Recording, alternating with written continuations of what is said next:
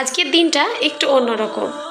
আজকের দিনটা ছিল ঈদের দিনের রাত্রিবেলা, আগের দিনের রাত্রিবেলা, যাকে চাঁদ রাত বলে আর কি। আর দেখো আমার হাতের একটা নখ ভেঙে গেছে, সেই জন্য আমি আধ ঘন্টা মন খারাপ করে বসেছিলাম। আর আমি নেল পালিশ পরে নিয়েছি।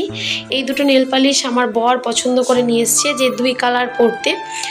তারপর আমি নেল পালিশগুলো পরে নিয়েছি, সেটাই একটু শেয়ার করলাম। আর এখন বাজে মোটামুটি রাত 12টা বেজে গেছে, গুটাগুটি করতে, ফাইমকে মেহেন্দি পরাতে।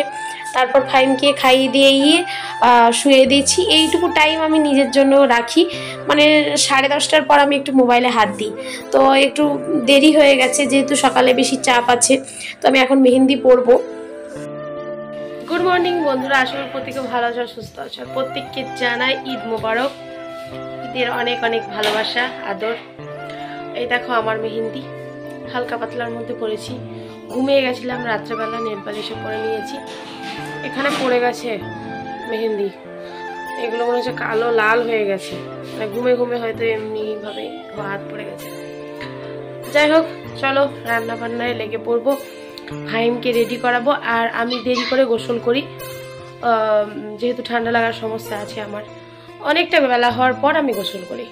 তো চলো, ফাইমকে আমি সকালবেলা উঠিয়ে নিয়েছি, আর ফাইমকে আমি রেডি করাবো, গোসল করাবো। আর আমি ফাইমের সঙ্গে একটু মজা করছিলাম, মেহেন্দি দেখলাম যে তোমার লাল হয়েছে কিনা। আর সেই ফাঁকে আমি আতপ চাল, আমি আমুল যে দুধের প্যাকেট, ওইগুলো দিয়ে প্রেশার কুকারে 2টো সিটি মেরে নেবো, আমার সুবিধার জন্য, যেন তাড়াতাড়ি হয়ে যায়, যেন খুব তাড়াতাড়ি কাজগুলো কমপ্লিট করতে পারি। আর ফাইমের আব্বু গেছে মাংস আনতে, আর আমি এটাতে 2 কিলো মাংস আছে। আজকে সেরকম কিছু করবই না, তার কারণ শরীরটা খারাপ করছিল। আর আমুল গোল্ড নিয়ে এসেছিলো 2 প্যাকেট, আমার একটা লেগেছে, আর একটা আমি ফ্রিজে রেখেছিলাম, যেহেতু গরুর দুধও ছিল। তো 1 কিলো আমি এটাতে দিয়েছি, আর একটা রেখে দিয়েছি।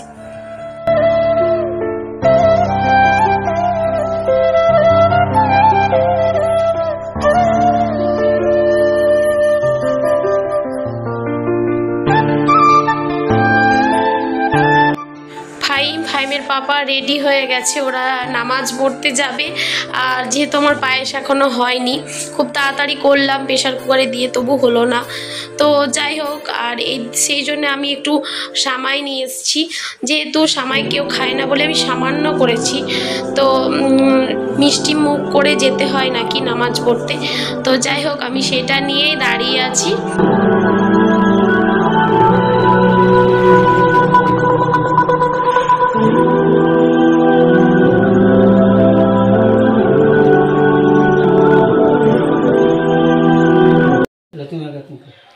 তুমি খাও না, আগে তুমি খাও।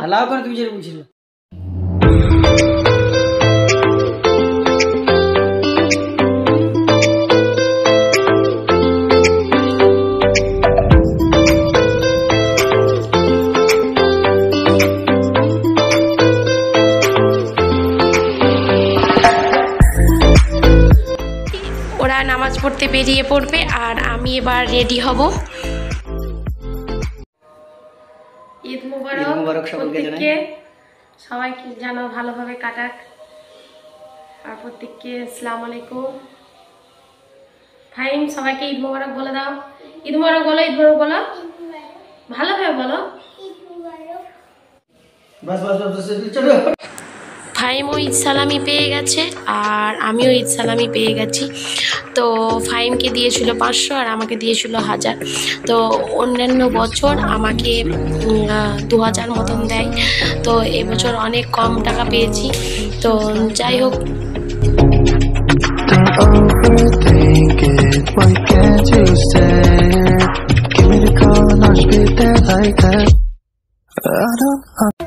এতটাই আমি কুড়ে বলতে পারো। প্রতিদিনই ভাবছি ভিডিওটা আমি ছেড়ে দেবো, বা ভিডিওটা এডিটিং করব। এই আজ নয় কাল, কাল নয় পরশু, এ করে আমার ভিডিও পোস্ট করাই হয় না, তো দেরি পড়ে যাচ্ছে। তো আজকে ভাবলাম ভিডিওটা পোস্ট করেই ছাড়বো। তো যাই হোক, আমার ভিডিওটা নইলে কিছুদিন পরেই দেখলে, তাই না? আমি আমার মায়ের কাছে ছোট থেকে যেটা শিখে এসেছি, যে বড়দেরকে মুখের ওপর কোনো কথা বলতে নেই, বা কোনো কিছু নেই। এটা আমি তোমাদেরকে বলবো, যারা আমার ভিডিও দেখো, সম্পূর্ণ ভুল কথা। তার কারণ তখন জানতাম যে ঠিক, যে না বড় দেখে কোনো বাজে কথা বলতে নেই বা কিছু।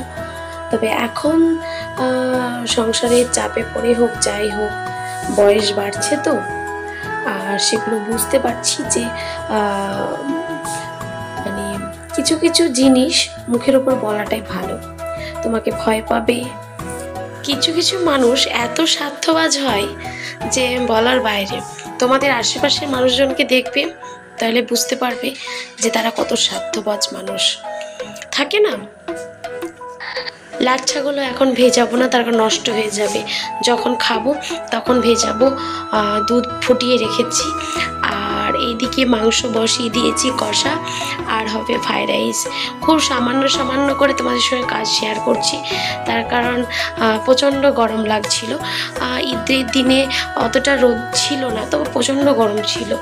তো আমার কাজ প্রায় কমপ্লিট। আর দেখো, ফাইন চলে এসেছে চেঞ্জ করার জন্য, ওর দাদির বাড়িতে ছিল। তারপর আবার ওখানেই সারা দিন ছিল, ওখানেই খাওয়া দাওয়া করেছে ও। আর আমিও রেডি হয়ে গেছি, আর এখন ছাদে যাব, একটা ছবি তুলব।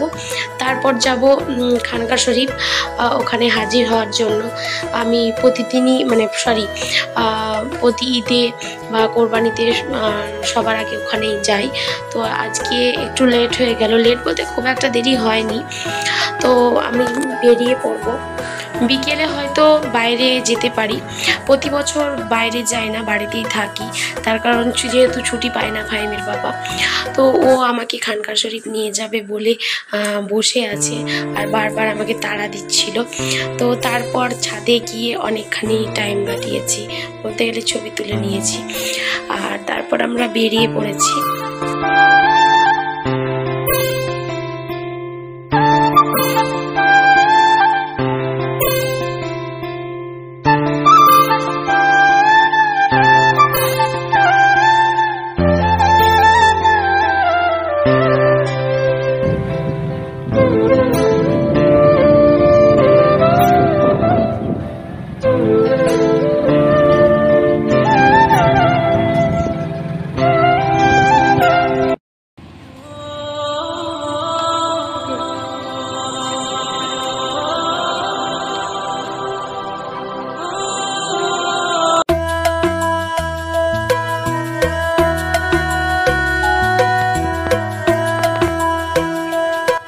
আমরা ঘোরাঘুরি করার পর আমরা বাড়ি চলে এসেছি, আর ঈদের ভিডিও আমি এখানে শেষ করে দিচ্ছি।